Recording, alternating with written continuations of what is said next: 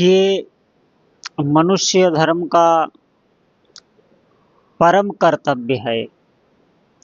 अगर उसे अपने जीवन में आरोग्यता और संपन्नता, कि हम शरीर से भी स्वस्थ रहें और आर्थिक स्थिति भी हमारी ठीक रहे, इसके लिए ही शास्त्रों में हर मनुष्य के लिए बताया गया है जो वैदिक हमारे कर्तव्य कर्म है। वैदिक कर्तव्य कर्म, इन कर्तव्यों को हम भूल गए, हमने कहीं सीखा भी नहीं और हम सीखना भी नहीं जा रहे, और हम इस शरीर का जो पालन पोषण है उन कर्तव्य कर्मों में लगे और उसी को हम कर्तव्य मानते हैं। जबकि अगर आप वैदिक कर्तव्य कर रहे हैं तो आपके गृहस्थ धर्म के जो कर्तव्य कर्म हैं उनमें बहुत सहयोग मिलेगा। स्वतः जितने भी क्लेश हैं, अशांति हैं, वो सब उससे जाती रहेंगी। वैदिक कर्तव्य कर्म में जैसे नित्य संध्या करना, तीनों टाइम नहीं तो 2 टाइम सुबह शाम तो संध्या करना ही। संध्या में सूर्य अर्घ दिया जाता है, गायत्री मंत्र का जप किया जाता है। वो अलग अलग वर्ण की अलग अलग विधि है।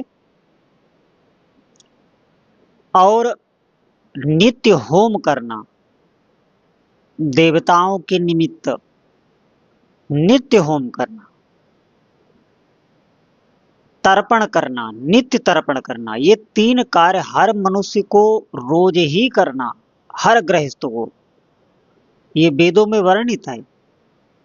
तर्पण में देव तर्पण, ऋषि तर्पण, मनुष्य तर्पण, पितृ तर्पण, ये 4 प्रकार के तर्पण हैं, इनको करना होता है। फिर गौग्रास, और अगर कोई अतिथि अभ्यागत आ गया तो उसे भोजन कराना। इससे जो गृहस्थ धर्म होता है उसके सारे संकट दूर होते रहते हैं, जहां भी ये नित्य हो रहा है। इसकी शास्त्रों में बहुत महिमा है।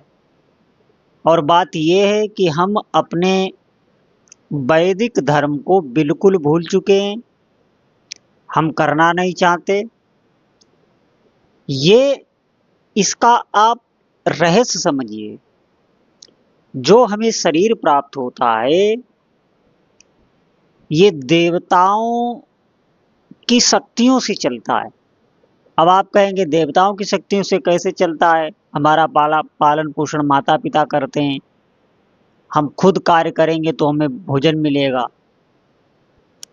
ऐसा नहीं है। माता पिता के शरीर में जो शक्ति का संचार हो रहा है या हमारे शरीर में जो शक्ति का संचार हो रहा है, किसी भी मनुष्य के शरीर में जो शक्ति का संचार हो रहा है वो देवताओं से ही होता है, वो हमें दिखाई नहीं देता। माता के जब हम गर्भ में थे तो हम कितने दिन, 9 महीने तक जिंदा रहे, हमारा उसमें कुछ भी हम नहीं कर पा रहे थे, बिल्कुल असहा। और माता भी नहीं जान पा रही थी कि इस जो गर्भ में शिशु है इसका क्या हाल है, अब वो कैसा है। वो स्वतः स्वाभाविक, ये देवताओं का ऋण होता है हमारे ऊपर, पितरों का ऋण होता है, ऋषियों का ऋण होता है। शास्त्रों से जो ये हमें ज्ञान मिला है, जो ये भक्ति की चर्चा सुनते हैं, जितने भी शास्त्रीय ज्ञान है, ये करो ये करो, ये लाभ होगा ये लाभ होगा, ये ऋषियों ने शोध शोध करके बहुत हजारों वर्षों तपस्या करके मनुष्यों के लिए ये शास्त्रों का निर्माण किया। इसीलिए हमारे ऊपर ऋषि ऋण भी रहता है। पंचदेव उपासना बताई गई है हर गृहस्थ के लिए। उसमें गणेश जी हैं, गौरी जी हैं, शिव जी हैं, सूर्य भगवान हैं, नारायण भगवान हैं। इनकी उपासना, कुछ ना कुछ रोज इनको अर्पण करना। नहीं कर सकते तो अपने घर पे ही होम कर देना, एक एक आहुति डाल देना।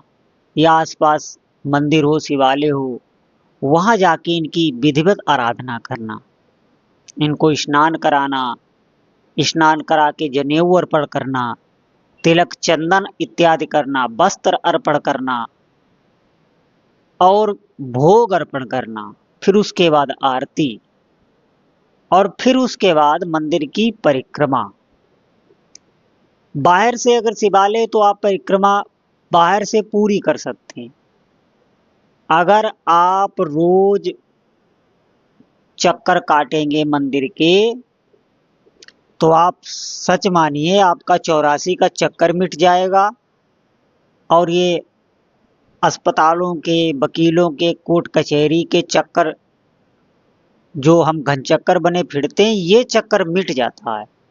परिक्रमा करते हुए भगवान नाम जप करिए, जितनी आप कर सकें, जितनी आप में सामर्थ हो। और आज तो सावन चल रहा है, सावन में भगवान शिव की खूब आराधना करिए, जितनी बन सके। देखिए, अगर आप इनमें पांचों में से किसी एक को इष्ट मान के अगर उनकी आराधना कर लेते हैं तो पांचों की स्वतः ही प्राप्त हो जाती। एक में आप खूब श्रद्धा भाव करके, जैसे भगवान शिव की सावन में आप खूब उपासना करिए, नवरात्रि में माँ की उपासना करिए, जो गणेश महोत्सव आता है उसमें गणेश जी की करिए, सूर्य भगवान को नित्य अर्घ दीजिए, नित्य संध्या कीजिए। अगर ये विधि विधान से आप नहीं कर पा रहे हैं तो आप भाव से करिए। आपको मंत्र नहीं पता है, आप भगवान नाम जप करते हुए उनको हर वस्तु अर्पण कीजिए, लेकिन अर्पण हमें रोज करना है। इससे क्या होगा, आपके शरीर की, आपके मन की शुद्धि होगी और जो लौकिक भौतिक सुख हैं उनकी प्राप्ति होती है। भगवान शिव को अगर आप दूध का अभिषेक करते हैं तो उससे आरोग्यता आती है। भगवान शिव को अगर आप शहद से अभिषेक करते हैं तो उससे समृद्धि आती है परिवार में। परिवार में कोई ऐसा नहीं रहेगा जो खाली घर में पड़ा रहे, सबको कोई न कोई कार्य अवश्य मिल जाएगा। अब आप कहेंगे मैं चढ़ाने लगा, मुझे इतने दिन हुआ, ये हुआ नहीं। देखिए, किसी किसी के जीवन में बहुत जल्दी प्रभाव पड़ जाता है, कोई भी वो धार्मिक क्रिया करे, इसमें उसका विश्वास, उसकी श्रद्धा रहती है। जो पूर्व के कर्म हैं उनको पहले आपकी धार्मिक क्रिया नष्ट करती है, उसके बाद आपको लाभ मिलता है। अगर आप भगवान शिव के मंदिर में रोज दीपक जलाते हैं तो उसका बहुत ही महत्व है। उससे आपके जीवन में ज्ञान की प्राप्ति होगी, कभी भी आप विचलित नहीं होंगे। भगवान शिव का जो दिया गया ज्ञान होगा वो मृत्यु काल में भी आप विचलित नहीं होंगे, ऐसा दिव्य ज्ञान प्राप्त होता है। बेलपत्री चढ़ाने का बहुत महत्व है। बेलपत्री से सभी कामनाओं की पूर्ण होती है। कोई भी आपके हृदय में कामना है, अगर आप रोज नियमित भगवान शिव को बेलपत्र अर्पित करते हैं तो वो कामना आपकी पूर्ण होती है, भगवान शिव पूरी करते हैं। सुगंधित किसी तेल का अगर अभिषेक आप करते हैं तो इससे धन की प्राप्ति होती है, वो व्यक्ति श्रीमान हो जाता है, निश्चित ही धन की प्राप्ति होती है। और महादेव को अभिषेक करके, फिर उनका जलाभिषेक करके, फिर उनका सुंदर चंदन से श्रृंगार करके, फिर दीप प्रज्वलित करके अगर कोई व्यक्ति ओम सोमेश्वराय नमः, ओम सोमेश्वराय नमः, ओम सोमेश्वराय नमः भगवान शिव की प्रतिमा के शिवलिंग के निकट ही बैठकर उत्तर या पूर्व की तरफ मुख करके रोज अगर 108 बार इस मंत्र का जप करेगा तो निश्चित ही उसे धन की प्राप्ति होती है, धन की बाधा उसके जीवन से नष्ट हो जाती। रोज पहले आपको जाना है, आपको मंदिर में जो भी साफ सफाई है वो करनी है।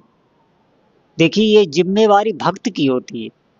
भगवान का जो मंदिर है उसमें साफ सफाई, वो हमारे इष्ट देव हैं। हमें जो अच्छे से अच्छा भाव है वो अर्पण करना चाहिए। खूब साफ सफाई करनी चाहिए मंदिर में। फिर भगवान को स्नान करा के खूब अच्छी तरीके से इत्र आदि का लेपन करके, चंदन से उनका अच्छे से श्रृंगार करके और दीप प्रज्वलित करके फिर इस मंत्र का जप करें। और जप करने के बाद भगवान की आरती करें। आरती के बाद मंदिर की परिक्रमा जरूर करें, भगवान नाम जप करते हुए परिक्रमा करें, गाते हुए, नाम जप करते हुए, जितनी आप कर सकें। बाहर से आप परिक्रमा पूरी कर सकते हैं। अगर मंदिर के अंदर से करेंगे तो जो जलहरी होती है उसको आप नहीं लांघ सकते, तो भगवान शिव की आधी ही परिक्रमा होती है। लेकिन मंदिर के बाहर से आप कर सकते हैं पूरी परिक्रमा, जितनी चाहो उतनी कर सकते हैं। तो भगवान शिव की आराधना करें सावन में और लाभ लें। निश्चित सभी मनोकामनाओं को पूर्ण करने वाले देवादिदेव महादेव हैं। और उनकी भक्ति से, आप अगर कृष्ण भक्त भी हैं, आप राम भक्त भी हैं, आप देवी के भक्त हैं, आप हनुमान जी की भक्त हैं, आप किसी की भी आराधना करते हैं, अगर आप श्रद्धा से भोलेनाथ की भक्ति करेंगे तो सहज ही आपका अपने इष्ट देव में प्रेम हो जाता है। ये बात निश्चित, आप ये शास्त्र सम्मत है। भगवान भोलेनाथ की आराधना करने से आप जिस भी इष्ट देव में आपकी श्रद्धा है उसी में श्रद्धा आपकी बढ़ेगी। तो भगवान भोलेनाथ की आराधना निश्चय ही करनी चाहिए सभी जीव के लिए। बहुत कृपालु हैं।